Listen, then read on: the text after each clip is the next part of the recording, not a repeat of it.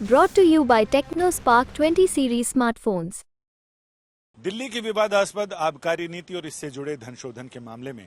मुख्य आरोपियों में से एक दिल्ली के पूर्व उप मुख्यमंत्री मनीष सिसोदिया को दिल्ली हाई कोर्ट से भी निराशा ही हाथ लगी।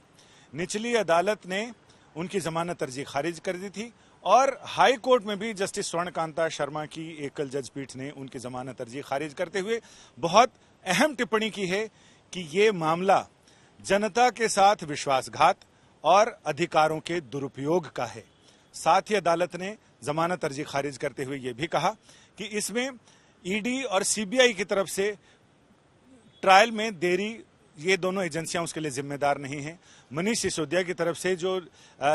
शर्तें लगाई गई या जो मांगे की गई लगातार, वही ट्रायल के लिए जिम्मेदार है। उन्होंने ये तो कहा कि हम इसमें ये छूट देते हैं निचली अदालत के पास जाने की कि हमारे आदेश से प्रभावित हुए बिना निचली अदालत इनकी जमानत अर्जी पर सुनवाई कर सकती है, वो जमानत अर्जी वहां दाखिल कर सकते हैं। लेकिन मनीष सिसोदिया के वकीलों के सूत्रों से पता चला है कि वो इस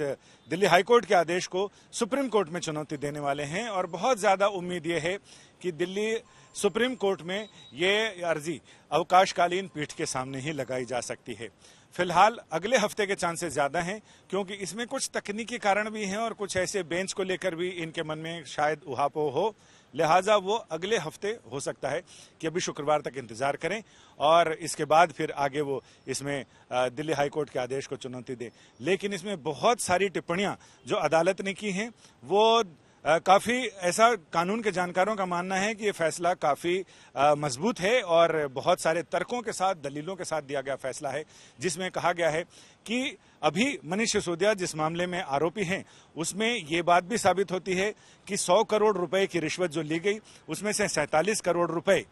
गोवा चुनाव में, विधानसभा चुनाव में नकद खर्च किया गया। इसके साथ ही इसमें बहुत सारी ऐसी चीजें हैं जिसमें ये बहुत विस्तृत फैसला है और इसमें यह बताया गया है कि जांच एजेंसियां देरी के लिए जिम्मेदार नहीं हैं। लिहाजा मनीष सिसोदिया को इस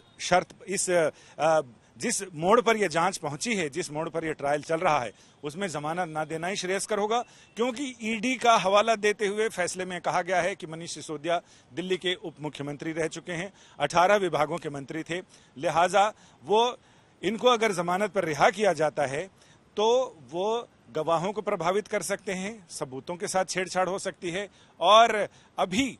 इनको जमानत पर रिहा करना श्रेयस्कर नहीं होगा इस स्थिति में। लेकिन उन्होंने निचली अदालत को छूट दी है कि निचली अदालत मेरिट पर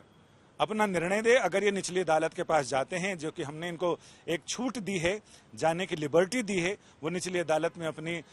नियमित जमानत के लिए अर्जी दाखिल कर सकते हैं क्योंकि पिछली बार जब अर्जी खारिज हुई थी तब से अब तक परिस्थितियां काफी बदली हुई हैं। लेकिन इन बदली परिस्थितियों में भी अगर निचली अदालत इनकी याचिका पर सुनवाई करना चाहता है तो हमारी टिप्पणियों से बेअसर रहते हुए, यानी उसका असर नहीं होगा, प्रभाव नहीं होगा, उससे अप्रभावित रहते हुए निचली अदालत मेरिट पर इनके जमानत अर्जी पर सुनवाई कर सकती है। लेकिन जैसा कि मैंने बताया, सूत्रों का यह कहना है कि वो निचली अदालत जाने के बजाय इस आदेश को सुप्रीम कोर्ट में चुनौती देंगे और वहां वो मनीष सिसोदिया अपनी नियमित जमानत के लिए अर्जी दाखिल करेंगे। कैमरामैन मदन प्रसाद के साथ संजय शर्मा, दिल्ली।